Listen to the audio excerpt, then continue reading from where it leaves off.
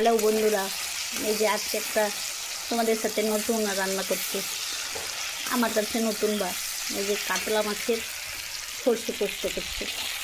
যে মশলাটা করছি, এতে কী দিয়েছি, টমেটো আর আদা রসুন দিয়ে রসুনটাকে মেরে দিচ্ছে, হয়ে গেছে।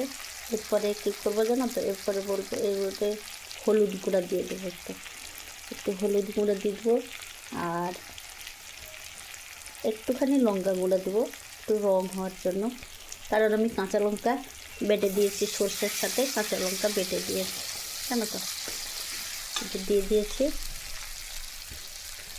আর এই যে একটু জল দিয়ে দেবো, বসে যাবে মশলাটা, তো এটা দিয়ে দিলাম।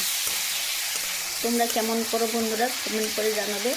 আমি তো হালকার উপরে অল্প মশলা দিয়ে রান্না করি, এই যে গরমে তো মানে বেশি তেল মশলা দিয়ে করি না। তোমরা তো বড় বড় রান্না দেখেছি, কিন্তু অনেক মশলা টশলা অনেক কিছু দিয়ে দেয়, কিন্তু আমি দেইনি।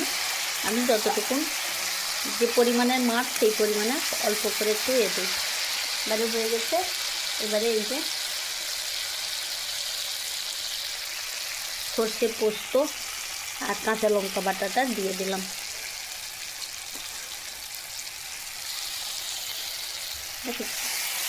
দিয়ে দিলাম, বেশি করবো না, কেন সর্ষেটা তো আছে, ওইটা বেশি করলে তেতো হয়ে যাবে।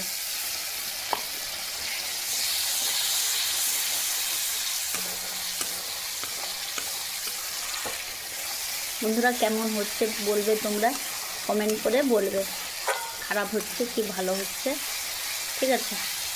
আমি করিনি, এই এক্ষুনি মাছ দিয়ে এলো এত বেলাতে, ঠিক আছে। তেল ছেড়ে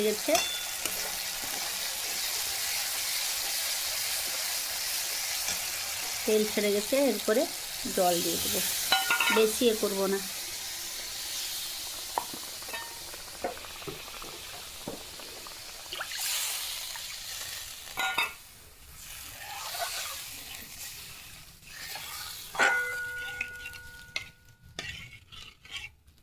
এরপরে আমি কি করব জানো তো, এরপরে বলবো নুন দিয়ে দেবো স্বাদ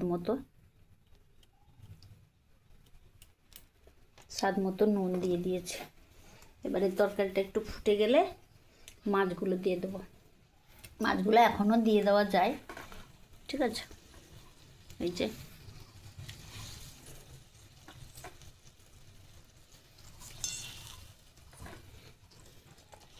পেটি মাছ নিয়ে এসছে,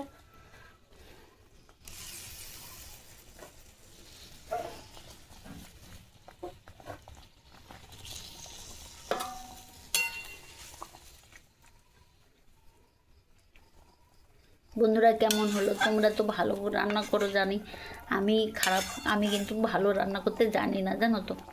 আমি এই হালকা ফুলকার উপরে আসলে গ্রামের ইয়েতে একটু মাছ একটু এলো একটু করে ফেলি, আর সাধারণ বাড়ির ইয়ে তো কী রান্না করবো বলো। মাছ ফুটে গেছে, এবারে বেশি ফুটাবো না, একটু জুসটা মরে যাবে। চলো বন্ধুরা রাখি, একটু তরকারিটা হয়ে যাক।